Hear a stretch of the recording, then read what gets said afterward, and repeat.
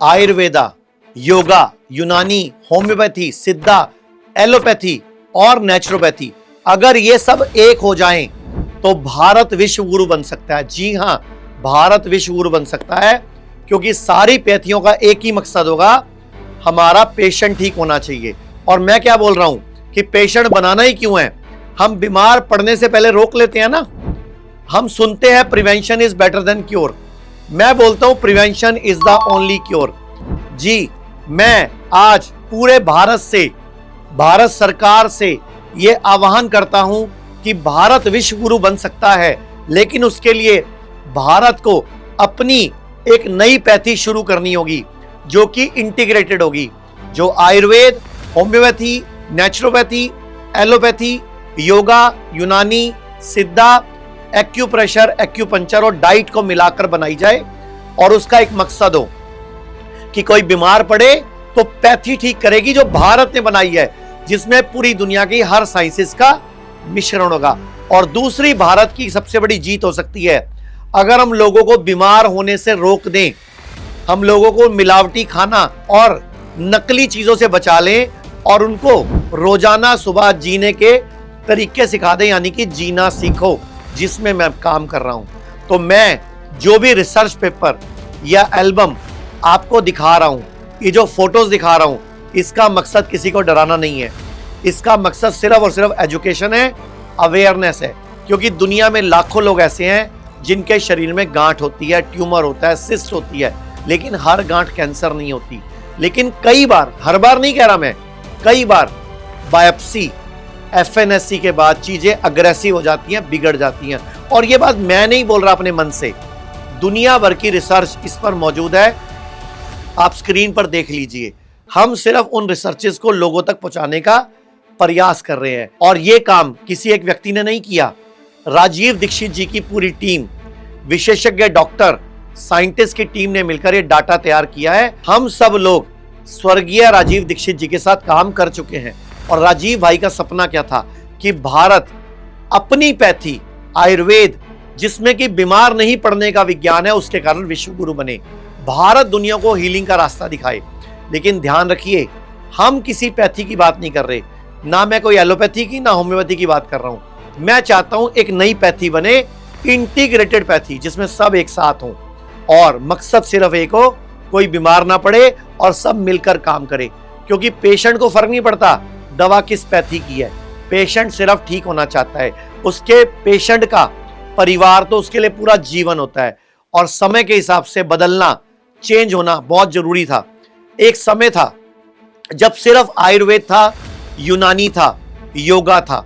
फिर एक वक्त आया जब एलोपैथी की जरूरत पड़ी, एलोपैथी आ गई।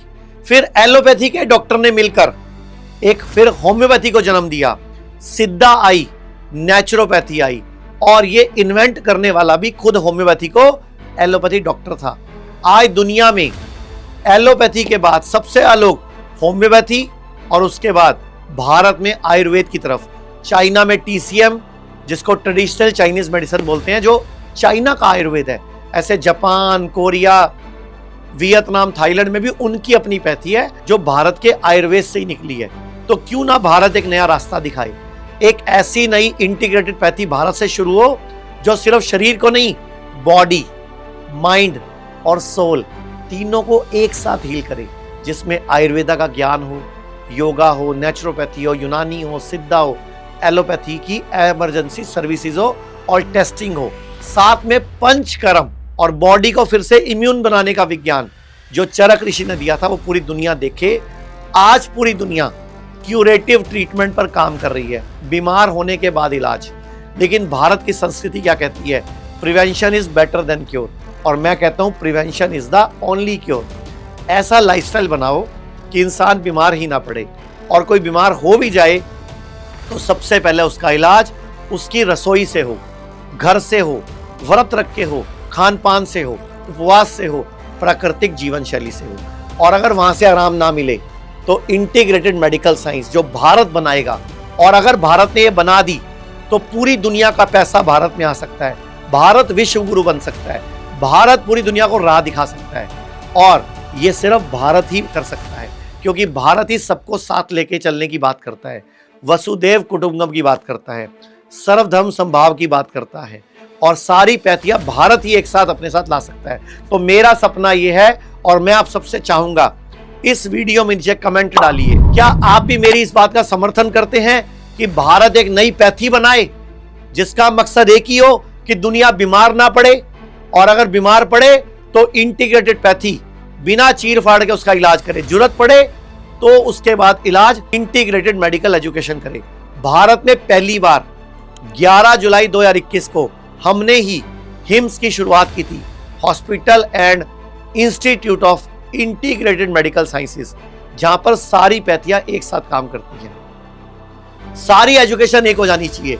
एमबीबीएस जो कि एक्चुअल में बीएमबीएस है, बीएएमएस, बीएचएमएस अलग अलग ना हो, सबको एक साथ पढ़ाया जाए, ताकि आने वाले समय में भारत ऐसा देश बने जहां पूरी दुनिया इलाज कराने आए और भारत फिर से विश्व गुरु बने। तो ये जो रिसर्चेज हैं जो आप देख रहे हो, ये मैंने इसलिए तैयार की हैं कि पूरी दुनिया को लगातार जिंदगी भर दवाइयां नहीं खानी। लगातार जिंदगी भर दवाइयां खाने से साइड इफेक्ट आते हैं, बॉडी रिस्पॉन्ड नहीं करती। आयुर्वेद में सम का सिद्धांत है, समत्व का सिद्धांत है कि बॉडी में अगर पानी भी रोज पिएंगे ना तो बॉडी को आदत पड़ जाएगी। इसीलिए निर्जला एकादशी आती है, इसीलिए करवा चौथ का व्रत आता है, इसीलिए उपवास रखे जाते हैं, इसीलिए मुसलमान भाइयों के रोजे आते हैं, जैन भाइयों में चलिए आते हैं। हर पैथी एक ही बात करती है और हर धर्म भी एक ही बात करता है कि सबका कल्याण हो। तो सबका कल्याण तभी हो सकता है जब सब एक साथ मिलकर काम करें। और आओ आप और मैं, हम सब मिलकर एक प्रण करते हैं कि बीमार ही नहीं पड़ना है, prevention is the only cure. और वो तभी संभव होगा जब भारत का हर व्यक्ति बीमार पड़ने से पहले अपनी सर्विस कराए, अपनी इम्यूनिटी बढ़ाए, और वो है पंचकर्मा, वमन, विरेचन, बस्ती, नस्यम और रक्त मोक्षण। जी हाँ, पंचकर्मा। हमने बनाया इसको सप्तकर्मा, पूरी बॉडी को डिटॉक्स करने का विज्ञान, पूरी बॉडी को इम्यून करने का विज्ञान। आप घर में रोज झाड़ू मारते हो, घर में रोज पोछा मारते हो, घर में रोज डस्टिंग करते हो, झाड़न करते हो, मिट्टी हटाते हो, फिर भी दीपावली पर एक्स्ट्रा कचरा कैसे निकल आता है? कमेंट करके बताइए। जी हाँ, मुझे पता है आप क्या लिख रहे हो। डीप क्लीनिंग करते हो दीपावली पर। तो मैं ये बोलता हूं हर 6 महीने बाद, हर मौसम बदलने पे आप भी डीप क्लीनिंग करिए, अपनी बॉडी को डिटॉक्स करिए। और वो तभी होगा जब आप इस विज्ञान को समझेंगे, इंटीग्रेशन के महत्व को समझेंगे। जो मैंने एल्बम बनाई है, जो मैंने रिसर्च पेपर बनाया, हमारी टीम ने बनाया, डॉक्टरों ने बनाया है, उसका उद्देश्य किसी पैथी को नीचा दिखाना या किसी को डराना नहीं है। सिर्फ आपको एजुकेट करना है कि बिना बात के ऑपरेशन कराना या डर कर ऑपरेशन कराना या लगातार दवाइयां खाना भविष्य में नई बीमारियों को जन्म देता है। जबकि डाइट ठीक करो, लाइफस्टाइल ठीक करो, सूरज डूबने के बाद खाना खाना बंद करो, हफ्ते में एक उपवास शुरू करो, अपने दिमाग को शांत रखो, खुश रखो, और हर थोड़े दिन बाद अपनी बॉडी को डिटॉक्स कराओ। आयुर्वेद भी कहता है फोड़ा, फुंसी, उल्टी, दस्त, जुकाम और बुखार ये मित्र है। 1931 में ओटो हेनरिच वार्बर को एक नोबेल प्राइज मिलता है कि बॉडी में ऑक्सीजन का प्रोडक्शन बढ़ाओ, बॉडी बीमारियों को खुद हरा देती है। 1998 की एक नोबेल प्राइज स्टडी है कि बॉडी में नाइट्रिक ऑक्साइड का प्रोडक्शन बढ़ाओ तो बॉडी वेसोडाइलेशन करती है, ब्लॉकेजेस को, अंदर कोई क्लॉट्स है, कोई थक्के जमे हैं, वो ठीक हो जाते हैं, बॉडी खुद को रिपेयर कर लेती है। 2016 की एक नोबेल प्राइज स्टडी है जो कहती है ऑटोफेजी, जो कहती है इंटरमीडिएट फास्टिंग, कि खानों में गैप रखो, 8 से 9 घंटे के ब्रैकेट में खाओ तो बॉडी अपने आप ही अपना उपचार कर लेती है। 2017 की नोबेल प्राइज स्टडी है कि आप सर्केडियन क्लॉक, बॉडी के अंदर की क्लॉक को ठीक कर लो, यानी कि आपकी बॉडी में घड़ी लगी हुई है, एक टाइमिंग है, वात पित्त कफ की टाइमिंग है, उसके अकॉर्डिंग खाना खाओ तो बॉडी अपने आप को खुद ठीक कर लेती है। तो ये सारी नोबेल प्राइज स्टडी प्लस सारी पैथियां एक साथ काम करे तो पूरा भारत बीमार होने से बच सकता है और भारत पूरी दुनिया को नई राह दिखा सकता है। तो मैंने तो प्रण कर लिया है कि जब तक मैं जीऊंगा एक मिशन पे काम करूंगा कि भारत में ऐसी रिसर्च हो, ऐसा डाटा पब्लिश हो, ऐसे क्लिनिकल ट्रायल हो, पूरी दुनिया भारत का लोहा माने और पूरी दुनिया भारत में आए अपना इलाज कराने या बीमार ना पड़ने के तरीके सीखने। और उसके लिए मुझे आपकी मदद की जरूरत है। इस वीडियो को, इस मैसेज को, मेरे इस संदेश को पूरे भारत में हर घर तक फैलाएं। और मैं आपको बताना चाहूंगा, अब तो भारत में भी, विदेशों में भी, कई देशों में, यूके में, आपके यूरोप में, अमेरिका में और यूएई में भी ऑल्टरनेटिव मेडिसिन के हेल्थ इंश्योरेंस के क्लेम पास होते हैं। जी हां, आपने नाम सुना होगा नीवा बूपा। नीवा इंडियन कंपनी है, बूपा बाहर की कंपनी है। एचडीएफसी अर्गो, एचडीएफसी भारत की कंपनी है, अर्गो बाहर की कंपनी है। और फ्यूचर जनरली, ऐसे ये बाहर की और भारत की कंपनियों के कॉम्बिनेशन है। तो सारे भारत से रिक्वेस्ट कर रहा हूं, हेल्थ इंश्योरेंस करवाओ और पंचकर्मा करवाओ। हर 6 महीने बाद इस जन्म में बीमार नहीं पड़ना है। और अपनी डाइट ठीक करो, लाइफस्टाइल ठीक करो, खाने पीने के ऊपर ध्यान दो, मिलावटी चीजें खाना बंद करो, सूरज डूबने के बाद खा ना करो, हफ्ते में 1 दिन उपवास करो और जो खाओ प्लेट 1 प्लेट 2 के रूप में खाओ। जी हां, नाश्ते में पहले प्लेट 1 खाओ फ्रूट्स के रूप में। अगर आपका वजन 50 किलो से ऊपर है तो पहले फ्रूट्स खाओ लगभग 500 ग्राम।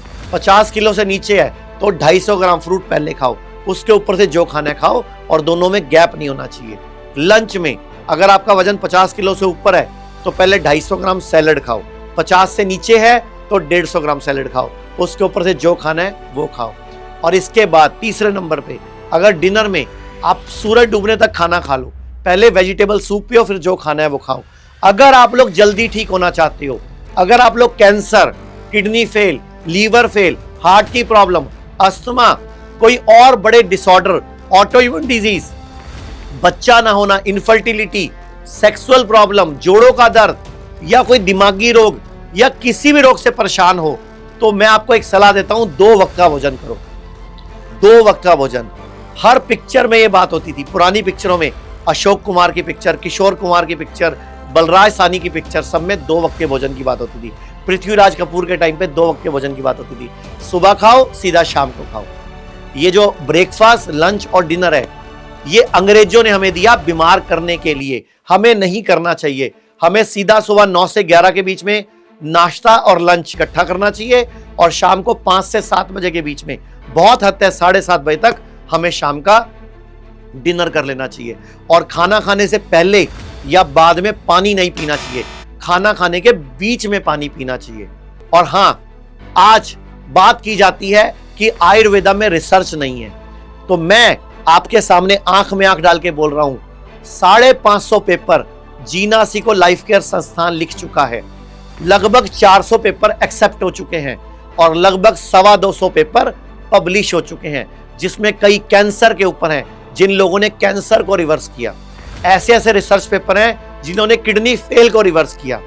ऐसे रिसर्च पेपर हैं जिन्होंने लीवर को ठीक किया, डायबिटीज को रिवर्स किया, ब्लड प्रेशर को रिवर्स किया। बच्चा जिनको 2 आईवीएफ, 1 आईवीएफ, 3 आईवीएफ फेल हो गए थे, उन्होंने भी बच्चा पैदा किया। जिनको एलर्जीज थी, सोराइसिस थी, वो भी ठीक हुए। ये स्क्रीन पर देख लीजिए, कुछ लोगों की फोटोज चल रही हैं, कुछ रिसर्च पेपर चल रहे हैं। ये पहली फोटो देखिए सोराइसिस की और ये दूसरी फोटो देखिए, कितना फर्क आ गया सिर्फ 1 महीने में। और ये हुआ है इंटीग्रेटेड सिस्टम से। दूसरी फोटो देखिए, ये भी सोराइसिस की फोटो है, पहले देखिए फिर देखिए, कितना फर्क आ चुका है। और इन्होंने सिर्फ 21 दिन में अपने सोराइसिस को रिवर्स किया। एक और देखिए, इनकी आंख नहीं खुल रही थी, बड़े हॉस्पिटलों में इनको बोला गया था आंख को सिल देते हैं। एक हॉस्पिटल में बोला गया आंख निकाल के डोनेट कर दो और इसको सिल देते हैं, लेकिन सिर्फ 10 दिन में वो आंख चलने लग गई। देखा आपने। एक वीडियो और दिखाता हूं, ये देखते हैं जरा। एडवोकेट अश्विनी उपाध्याय जी, जो सुप्रीम कोर्ट के लॉयर हैं, इनके पापा 75 साल के हैं, क्या कह रहे हैं। मेरे पिताजी का घुटना खराब हो गया, मैंने एम्स में दिखाया, बोले घुटना ट्रांसप्लांट करना पड़ेगा। राम मनोहर लोहिया में दिखाया, बोले घुटना ट्रांसप्लांट करना पड़ेगा। मैंने एक बड़े दिल्ली के प्राइवेट हॉस्पिटल में दिखाया, टॉप के डॉक्टर को, उन्होंने बोला इलाज करना पड़ेगा। हिम्स में गए चंडीगढ़, 10 दिन रहे, आराम से चल रहे, बढ़िया, घुटना ठीक हो गया। इसी तरीके से एक मेरे जानने वाले, उनकी डायलिसिस हो रही थी किडनी की, और वो हिम्स डेराबासी गए चंडीगढ़ में, हिम्स एक हिम्स है चंडीगढ़ में, वहाँ गए, कुछ नहीं हुआ, डायलिसिस बंद हो गई, बढ़िया आराम से काम कर रहे हैं, और वो भी कितने में, कुछ हजार में। तो देखा आपने, 75 साल की उम्र में उनके घुटने ठीक हो गए। तो हमने नहीं किए, हमारी बॉडी बीमार होने के लिए बनी ही नहीं है। बीमार होने के लिए मेहनत करनी पड़ती है, रात को लेट नाइट जागना पड़ता है, सुबह लेटना पड़ता है, शादी में जाके 250-500 देके 1000 का माल खाना पड़ता है, दुनिया जान का स्ट्रेस लेना पड़ता है, कभी एंटीवायरल, कभी एंटी फंगल, कभी एंटीबायोटिक, कभी वायरल, कभी बुखार की दवाइयां, कभी एसिडिटी की गोलियां, कभी बीपी की गोली, कभी शुगर की गोली, कभी थायराइड की गोली, कभी कोई ना कोई गोलियां खानी पड़ती हैं, तब आप बीमार पड़ते हो। और लगातार कोई भी गोली खाई जाए तो साइड इफेक्ट आते हैं। और ये मैं नहीं बोल रहा, स्क्रीन पर रिसर्च पेपर देखिए, ये बीपी का रिसर्च पेपर है। अगर आप बीपी की गोली लगातार खाएंगे तो भविष्य में साइड इफेक्ट हो सकते हैं। स्कैनर है, आप रिसर्च कीजिए, रिसर्च खुल जाएगी। अब दूसरा रिसर्च पेपर देखते हैं। ये शुगर की गोली अगर लगातार खाएंगे तो आपको साइड इफेक्ट आ सकते हैं। तो आप बोलेंगे फिर क्या करें? शुगर बीपी की गोली छोड़ दें? अपने आप नहीं छोड़नी, डॉक्टर के पास बैठना है, सलाह लेनी है। डॉक्टर आपको डाइट बताएंगे, डॉक्टर आपकी बॉडी को डिटॉक्स कराएंगे, डॉक्टर आपकी बॉडी को क्लीन करेंगे, आपकी बॉडी की इम्यूनिटी बढ़ाएंगे। धीरे धीरे जब आप थोड़े से बेटर होने लग जाओगे तो धीरे धीरे आपकी गोली टेपर ऑफ करेंगे। अगर जरूरत पड़ेगी तो आयुर्वेद में भी बीपी की गोली, शुगर की गोली, किडनी की दवाई, लीवर की दवाई, डिप्रेशन की दवाई, एंजाइटी की दवाई है, लेकिन वो डॉक्टर से सलाह करके लेनी है।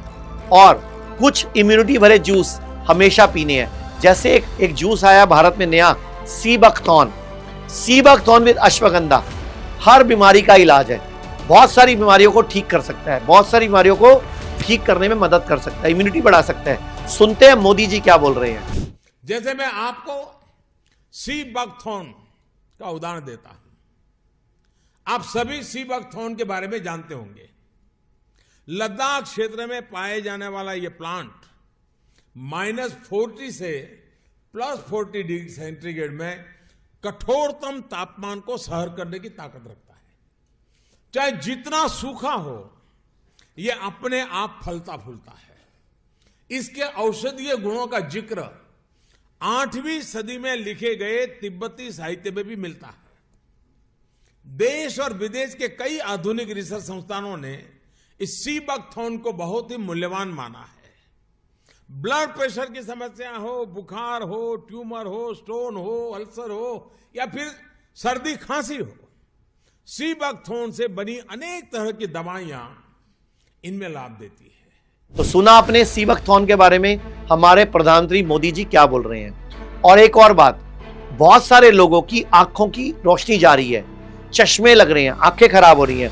तो सुनते हैं पंजाब के जो अभी गवर्नर हैं गुलाब चंद कटारिया जी, ये क्या बोल रहे हैं। और ये जो बोल रहे हैं ना, ये जिनके बारे में बोल रहे हैं वो मीडिया फेडरेशन ऑफ इंडिया के प्रेसिडेंट हैं।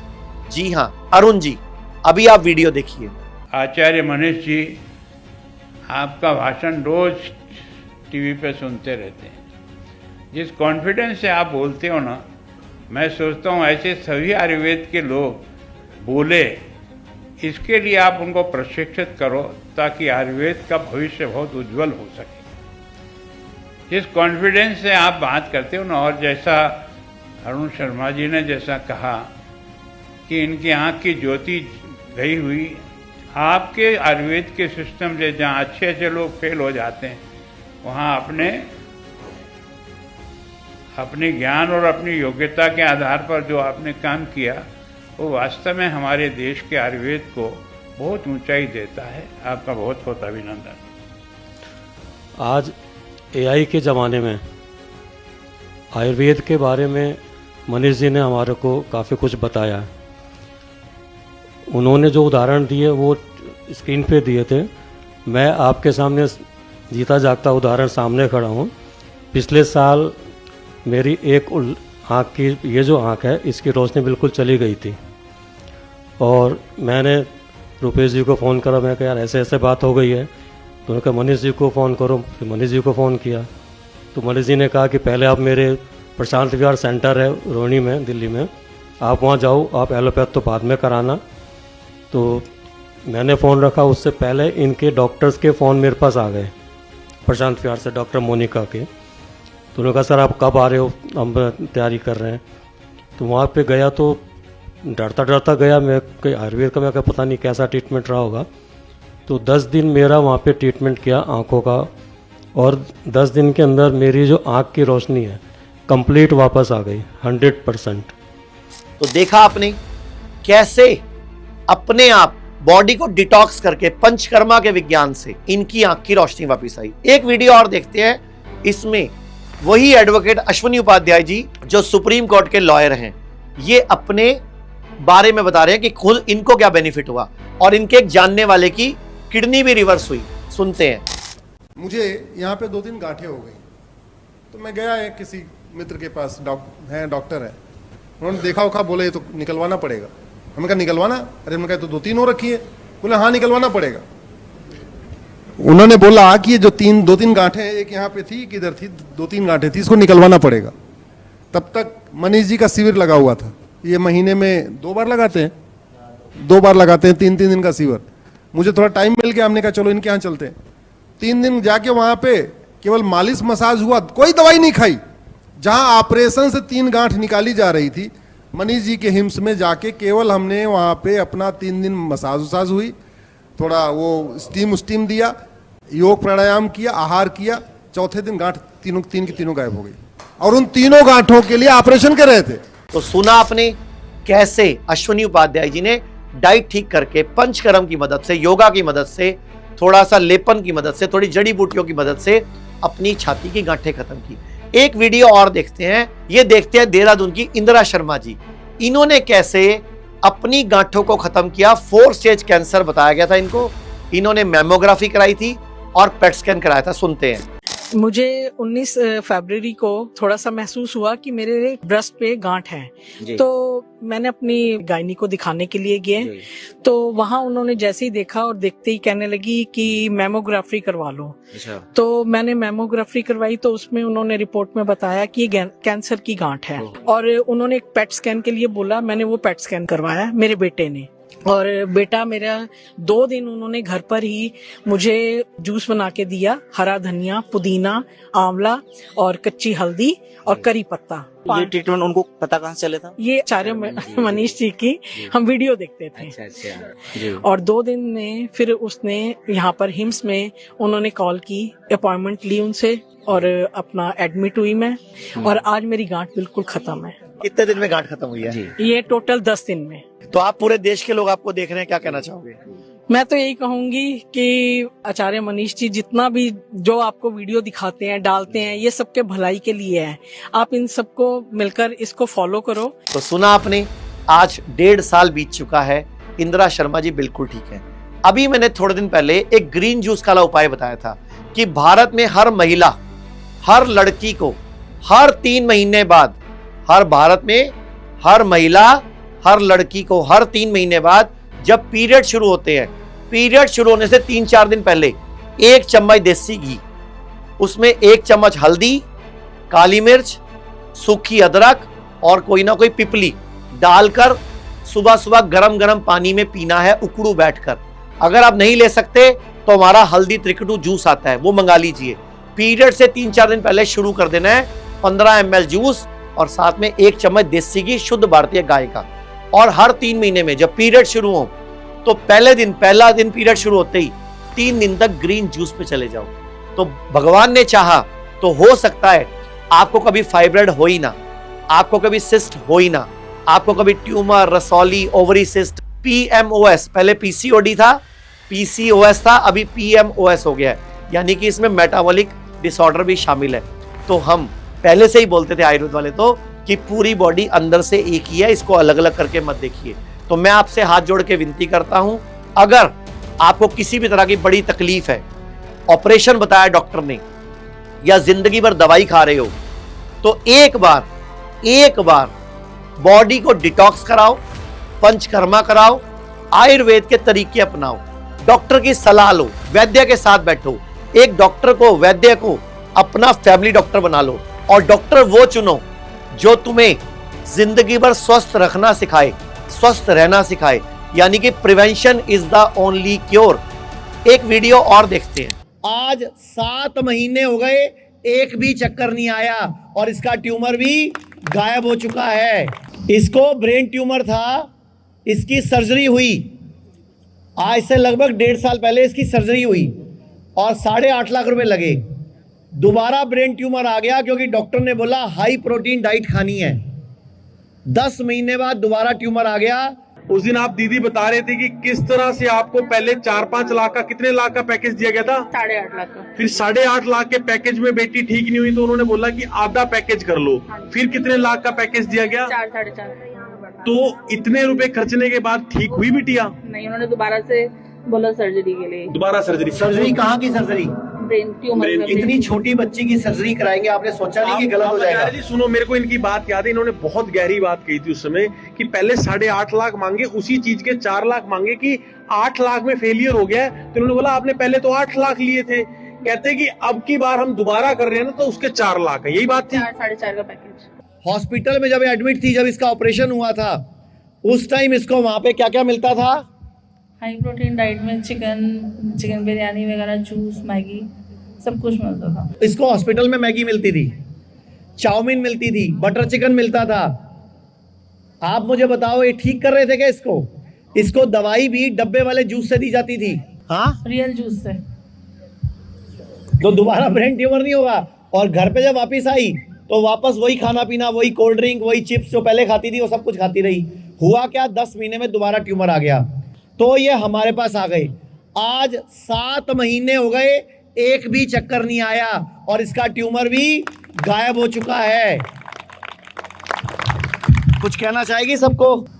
No packet food, no junk food, only healthy food. No package food, no junk food, only healthy food. तो मैं यही बोलूंगा कि आप, बचाव ही उपचार है। आप पहले ही बच्चों की डाइट ठीक करो और हर 6 महीने बाद पंचकर्मा का नियम बनाओ। अगर बचना है तो बचाव ही, prevention is the only cure. देखो जरा इस वीडियो में जो लड़की है आन्या, इसको ब्रेन ट्यूमर हुआ। ब्रेन ट्यूमर की सर्जरी की गई, 8.5 लाख रुपए खर्च हुए। हॉस्पिटल में सर्जरी के बाद 11 दिन एक्स्ट्रा रही। और ये सुनिए उसकी मम्मी क्या कह रही है कि हॉस्पिटल में जब वो रही तो वहां बटर चिकन, चाउमीन, वहां पर मैगी, वहां पर जो दवाई दी गई वो रियल जूस से दी गई। तो भाई प्लीज रिक्वेस्ट है, सब डॉक्टरों को डाइट सीखनी चाहिए, क्या खाना है क्या नहीं खाना है, क्या ज्यादा खाना है क्या कम खाना है।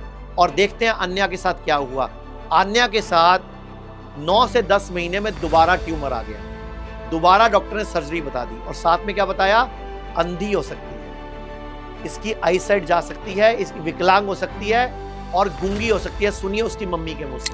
अच्छा, आपने इसकी एक तो सर्जरी कराई थी और क्या क्या करवाया था? रेडियोथेरेपी। कितनी रेडिएशन हुई थी? 33 थेरेपी। आपने एक बार भी सोचा छोटी सी बच्ची है, इसको कोई साइड इफेक्ट आ गए, इसको कोई दिक्कत आ गई? ये था कि सर्जरी करा ली तो ठीक हो गया और थेरेपी करा के बिल्कुल ठीक हो जाएगी।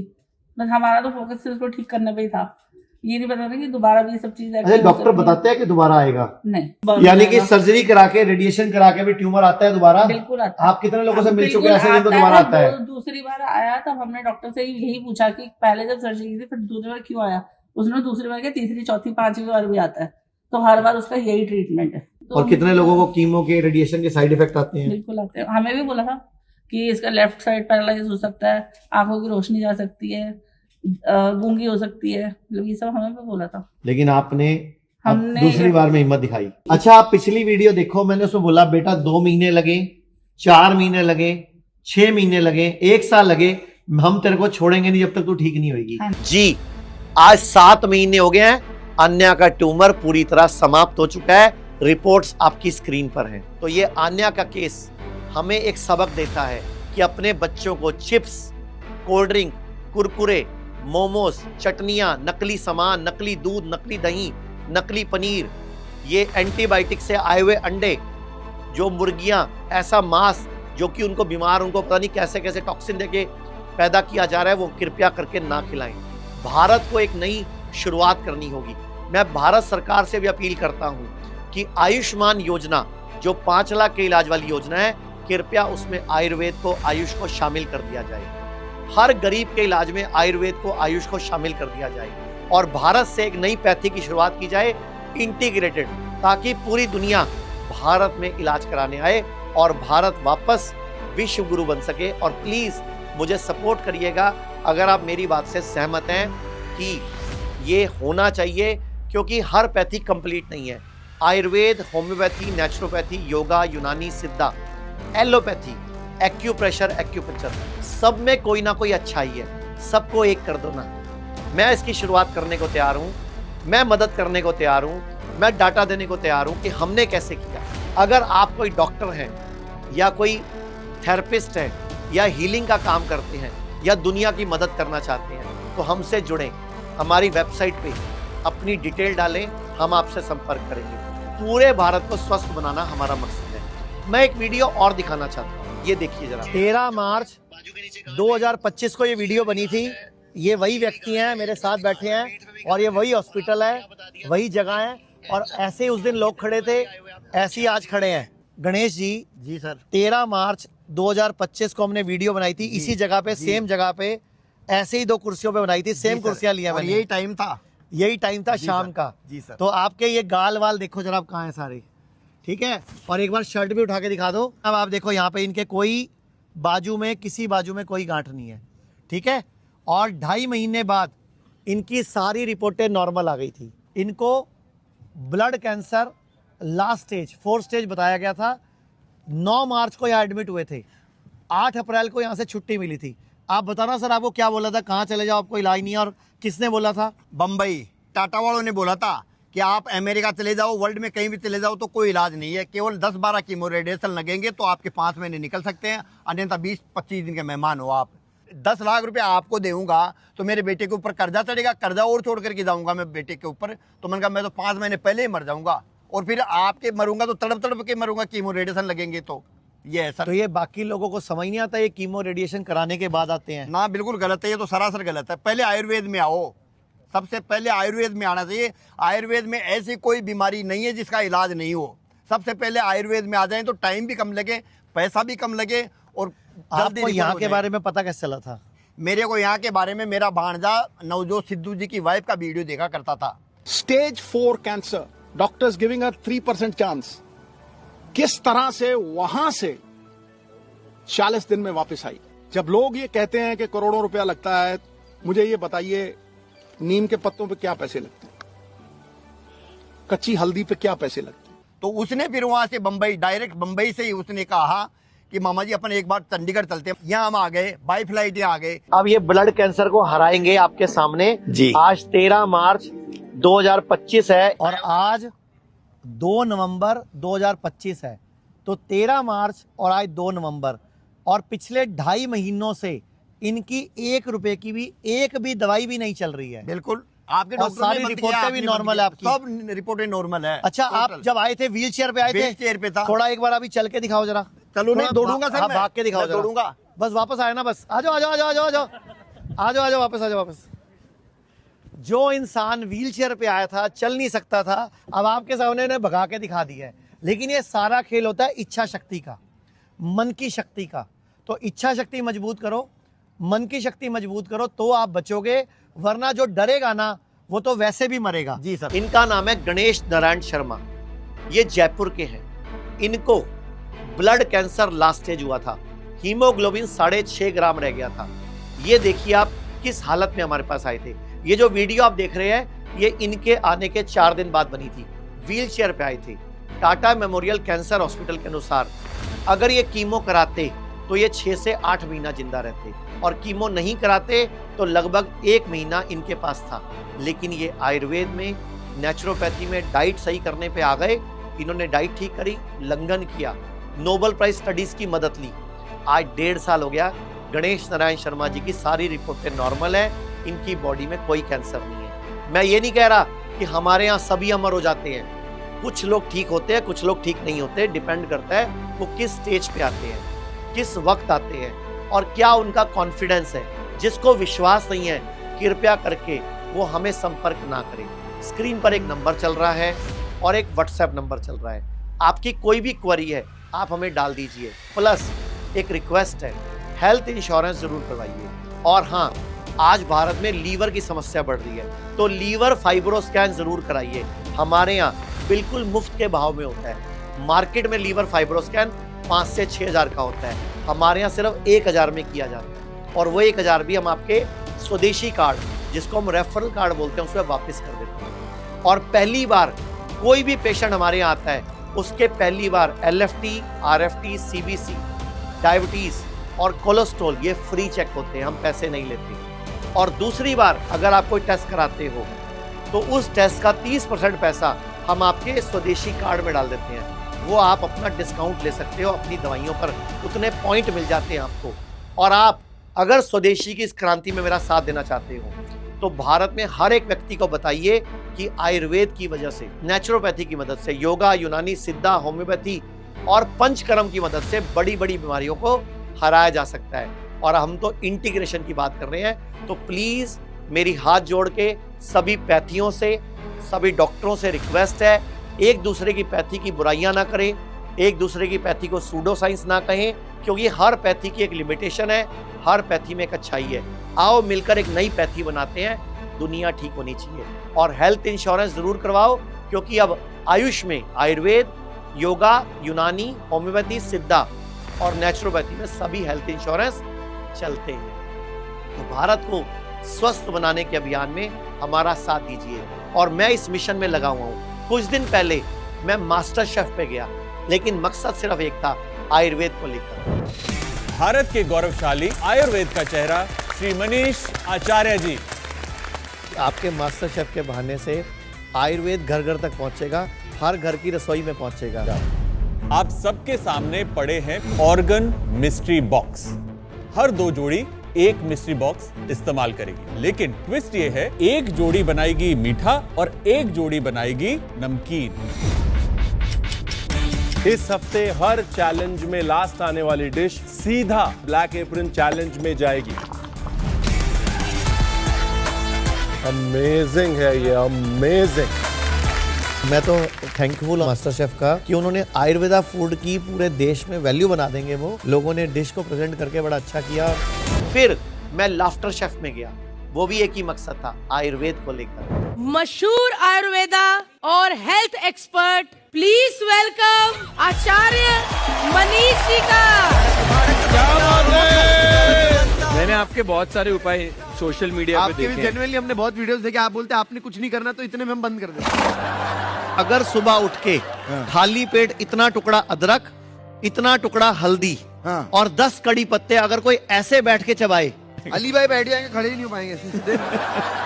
तो उससे आपके ना तो कभी घुटने खराब होंगे, रीढ़ की हड्डी का कभी ऑपरेशन नहीं होगा, लेडीज को पीरियड्स की प्रॉब्लम नहीं आएगी। और सबसे बड़ी बात, भारत की सबसे बड़ी समस्या कब्ज जी, ये होगा ही नहीं ना, क्योंकि ये हमारा नेचुरल पोज है पोटी का। मेरे घर में पहले इंडियन था, वेस्टर्न लगवा लिया। फिर लाफ्टर शेफ में मुझे दोबारा बुलाया गया, आयुर्वेद को लेकर मैं वहां गया। प्लीज वेलकम आचार्य मनीष जी। मनीष जी, आपने जो 2-3 मुझे चीजें गिफ्ट की थी, मैंने वाकई में यूज की और जेन्युइनली बहुत बेनिफिट हुआ। और स्पेशली आपकी चाय, गट हेल्थ के लिए एक चीज बताइए। ये गट शॉट है, देखो एक भारतीय पी लेने। 1 मिनट, ऐसा ना हो हम यहाँ पी लें और फिर तोपें चलनी शुरू हो जाए। ओ मामा, पी के तो देख स्वाद कितना है। चीयर्स करो गाइस, आज मनीष आचार्य शॉट्स लगवा रहे हैं। Herbal party, cheers. बाबा जी की बूटी, स्वाद है, मजा आ गया।